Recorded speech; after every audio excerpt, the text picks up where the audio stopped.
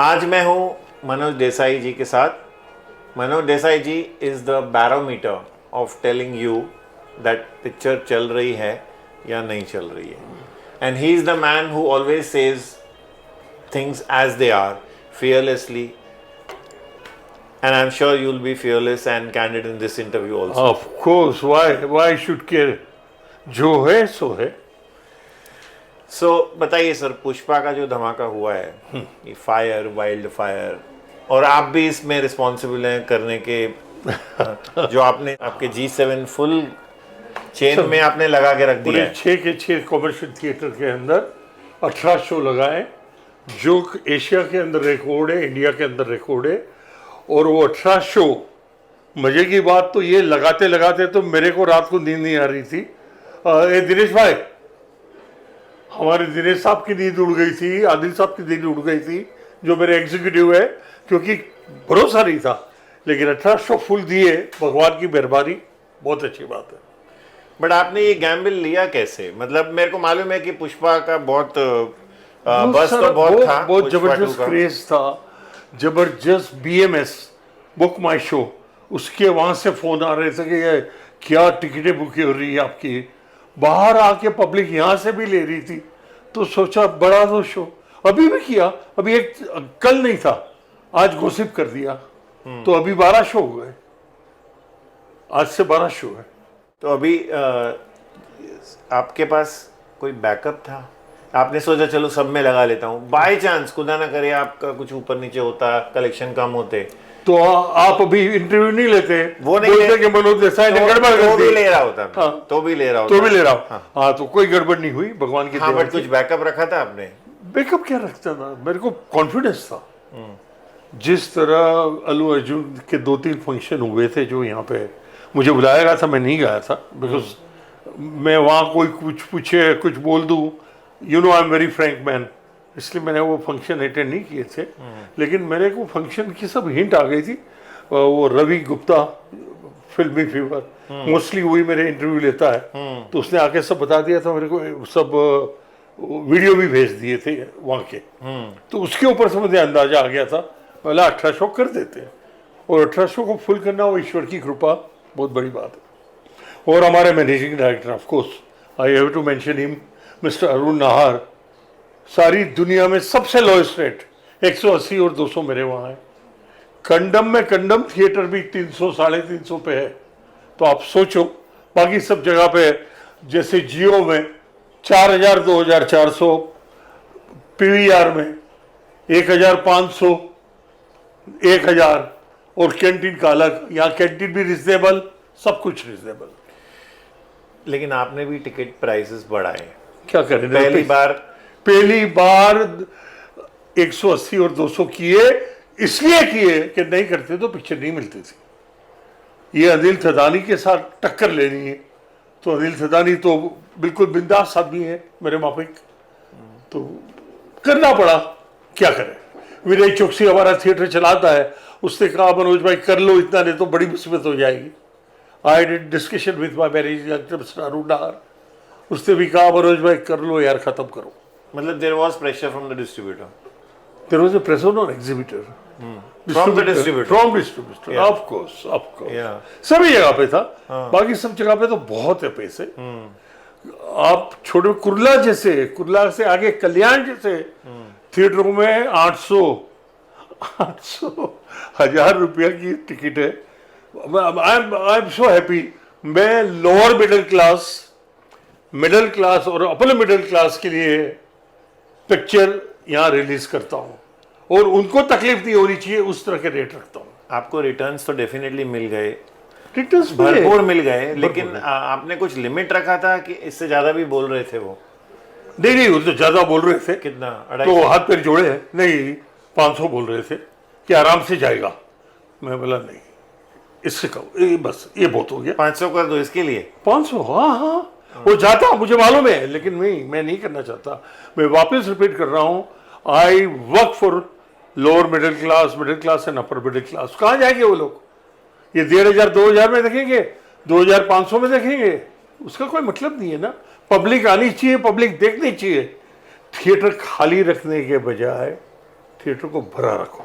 Second day का collection और first day का कलेक्शन में same to same, same to same, same to same. Absolutely. खाली थोड़े थिएटर कम किए बस, हाँ थिएटर कम किए थे। 18 शो नहीं थे, फिर हाँ। 12 शो हो गए। क्यों 12 क्यों किया आपने? वही मैं नहीं, मुझे हाउसफुल चाहिए था, मुझे एक भी शो खाली नहीं चाहिए था। ओके। और सैटरडे संडे फिर वापस हुई, वापस 12 शो, 12 शो है। 12 शो। हाँ, अभी 18 नहीं रख रहे हो? नहीं, अभी 18 नहीं, हाँ। बस 12 शो। ओके। तो ये अब बताइए कि आपने पिक्चर देखी है? एक फ्रेम देखी नहीं अभी तक। एक फ्रेम देखी नहीं है? हाँ। लेकिन आपने आधी तो सुन ली होगी इधर उधर से। इधर उधर से आधी नहीं, पूरी सुन ली, इसलिए इंटरव्यू दे पा रहा हूँ। हाँ। और ये मेरा कुछ 40वां इंटरव्यू या 41वां इंटरव्यू। आपकी फैमिली भी यहाँ बैठी है, वो भी वो कोई इंटरव्यू में नहीं बैठी थी, मेरे वो ख्याल आपके से साथ पिक्चर देखने वाले हैं अभी। सर मेरे 1 साल के बाद ये लोग आ रहे हैं। हाँ। ना इन्होंने सिंघम अगेन, ना बुलबुल 3 बुलबुल कुछ देखे नहीं। स्त्री भी नहीं, स्त्री 2 भी नहीं। OTT पे देख लेते हैं ये लोग, एंजॉय करते हैं। तो मेरे को एक बात बताइए, अगर हम पुष्पा 2 की कलेक्शन कंपेयर करें, स्त्री 2, सिंघम जो अभी लगी, और बुलबुलैया 3, आप क्या बोलेंगे? हाईएस्ट है, but what would you super duper exactly say? I can say it is super duper hit.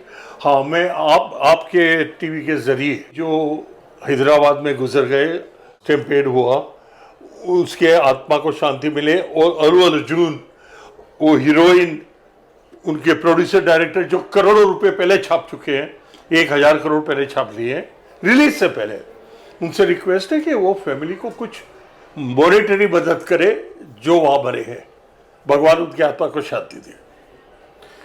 Any message to Bollywood heroes जो अभी काफ़ी पिक्चरें नहीं चल रही हैं?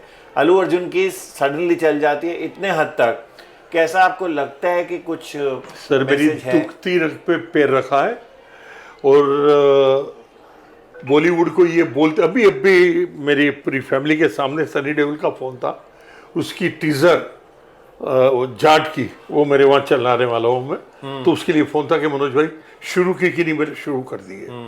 तो बोलने का मकसद ये है कि हर एक आदमी से इतना लगाव है। मेरे को ये थिएटर में 52 ईयर्स हुए हैं, कैन यू बिलीव दिस? पहली पिक्चर यहाँ पे सीता और गीता थी, and I was an ordinary supervisor earning 320 rupees. Today I am executive director. क्या चाहिए और इंसान को? साथ में बीच में 2-3 साल थोड़ा यहाँ पे अपसेट रहा, क्योंकि मैं खुदा गवाह बनाने के लिए, मेरी खुद की पिक्चर है वो, मेरे को अफगानिस्तान जाना पड़ा था, वहाँ शूटिंग की। अमित जी को जीत थी, वहीं शूटिंग करनी थी। अमित जी श्रीदेवी 200 के यूनिट को लेके गया था वहाँ। बहुत सर पे ऊपर बोझा था, सब जगह से हुल, तेजी बच्चन जी से लेके वे श्रीदेवी की बदर से लेके सब ने हुल दी थी कि अगर किसको भी कुछ हुआ तो इधर आना नहीं, उधर सुसाइड करना। ऐसे हालत में मैंने खुदा गवाह बनाई और बहुत अच्छी गई, ब्लॉकबस्टर गई। और क्या चाहिए? वो मैं समझ गया, आपको सब लोग प्यार करते हैं, आप सब लोग को प्यार करते हो। जी सर। लेकिन कुछ मैसेज जो बॉलीवुड को ये देना चाहता हूं कि ये सब देख के जरा समझो। उस तरह की प्रोड्यूसर, एक स्क्रिप्ट आती है, हाँ बना देते हैं, डायरेक्टर बोलता है हाँ बना देते हैं, शूटिंग चालू हो जाती है, अचानक 2 साल के अंदर शूटिंग खत्म हो जाती है और पिक्चर रिलीज हो जाती है और पिक्चर फ्लॉप हो जाती है। बुरा लगेगा, सबको बुरा लगेगा, बॉलीवुड वालों को, लेकिन सही है क्योंकि बॉलीवुड की पिक्चर मैं चलाता हूँ यहाँ पे, मुझे मालूम है मेरी हमारी क्या हालत होती है। तो बॉलीवुड को सोचना चाहिए, they should think how they should think कि भाई कैसे ये साउथ वाले up to date in time, 7 की शिफ्ट तो 7 बजे आते हैं, यहाँ 7 की शिफ्ट में हमारे हीरो हीरोइन 10 बजे आते हैं, 11 बजे आते हैं। क्यों क्यों क्यों? सुबह से सब वेस्ट हो रहे, सब तुम्हारा टेक्निकल टीम सुबह से बैठा हुआ है। मुझे भी मालूम है, खुदा गवाह के अंदर अफगानिस्तान में टैंक के ऊपर WB राव ने कैमरा रखा था एंड ही वाज शूटिंग। ऐसे माहौल में भी हमने शूट। मैं बॉलीवुड से ये कितनी बार बोल चुका हूं कि आप जब भी करे तो इस तरह करे कि लाजवाब हो। वो क्यों सिस्टमेटिक होते हैं? उनका टाइम 7 की शिफ्ट, 7 बजे सब मौजूद है, प्रोड्यूसर मौजूद है, डायरेक्टर मौजूद है, आर्टिस्ट मौजूद है। अल्लू अर्जुन जैसा आदमी टाइम पे था, उसकी खूबसूरत हीरोइन टाइम पे थी। तो बोलने का मकसद है यहाँ टाइम पे आता ही कौन है।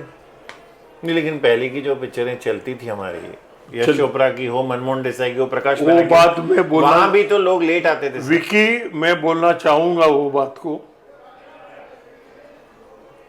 मेरे मनमोहन देसाई जी, यश जो मैं क्या बोल सकता हूँ उनके लिए, स्वर्गवासी मनमोहन देसाई जी, स्वर्गवासी प्रकाश मेहरा, स्वर्गवासी यश चोपड़ा जी, जिसकी ट्रॉफी मेरे वहां लगी हुई है। और दिल वाले दुल्हनिया ले जाएंगे आज 32 ईयर्स से मैं बराड़ा मंदिर में चला रहा हूँ बैटरी के अंदर। तो ये सब क्यों चले, सिस्टमेटिक थी। आप देखो DDLJ के अंदर विलेन को देखो, आप हीरो हीरोइन को देखो, काजोल को, शाहरुख को देखो, क्या यश चोपड़ा जी ने क्या सिस्टमेटिक किया है। वो सिस्टमेटिक डायरेक्टर मर गए, गुजर गए, स्वर्गवासी हो गए। अब जो है लगाओ थूक, खत्म करो। ये थूक लगाने वाली बंद हो कर दे बात, तो जरूर बॉलीवुड भी चलेगा। क्यों नहीं चलेगा, बॉलीवुड भी चला। पठान चली, जवान चली, गदर 2 चली, क्यों चली, कैसे चली, सुपर डुपर हिट हो गई। किया था, they worked, Anil Sharma worked, try to understand. Gadar 2 चल। आप सिस्टमैटिक जो वर्ड यूज कर रहे हैं उस पे इलैबोरेट कर सकते हैं? What do you exactly mean by systematic means perfection, perfection with cameraman, perfection with the direction, perfection of producer. कि भाई वो वापस मैं आपको 1 महीने के बाद पैसे दे दूंगा, टेक्नीशियन को बोलेगा, वो टेक्नीशियन काम नहीं करेगा। जिसको जो दाढ़ी देनी है वो दाढ़ी देते जाओ। तुम्हें पिक्चर बनाना है, पैसे पहले रखो। मनोज देसाई ने खुदा गवाह बनाई, उस वक्त खुदा गवाह का बजट मुझे मालूम है क्या था। मैंने कहा कहां से, ऑफकोर्स अमित जी की बहुत बड़ी मेहरबानी, उन्होंने मीटिंग बुलाई थी। उनके घर पे फाइनेंसर अकबर कचिन गवाना, अकबर से सुशील जी से, सुशील जैन अपने मारवाड़ी, सबको घर पे बुलाया था प्रतीक्षा पे। और उन्होंने मीटिंग लेके बुलाया था कि मनोज ये पिक्चर बहुत बड़े पैमाने में कर रहा है और मेरी जीत है, मैं अफगानिस्तान ले जा रहा हूँ, नेपाल ले जा रहा हूँ, जुमसुम ले जा रहा हूँ, पोखरा ले जा रहा हूँ।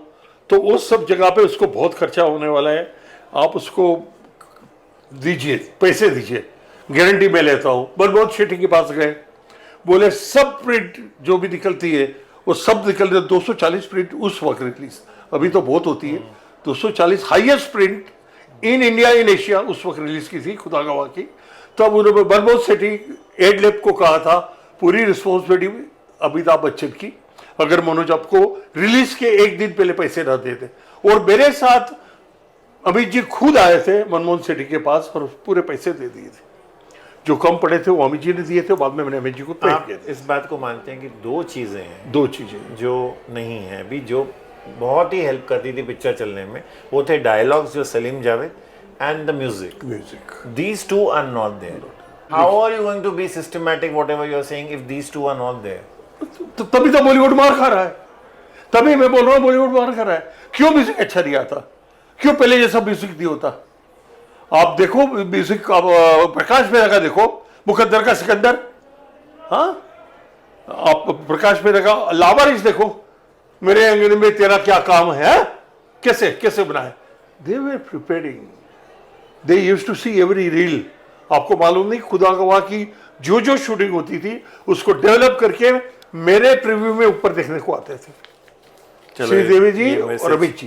ये मैसेज तो आपने हीरोज और मेकर्स को दे दिया, but my last question is, do you think आपका जो लॉसेस है 2024 का, वो ये पिक्चर ने और स्त्री 2 मिलाकर 2024 अच्छा हो गया? जो पूरा खत्म हो चुका था, जिसमें हम खत्म हो चुके थे, उसमें हमको थोड़ा उन्होंने ऐसे बोले तो आईसीयू के वेंटिलेटर से बाहर निकाला है और हमको कमाई आनी शुरू हो गई है।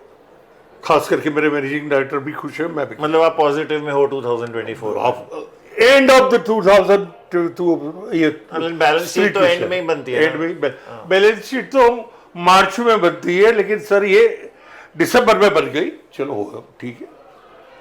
Thank you Manoj ji. Nice meeting you Vicky.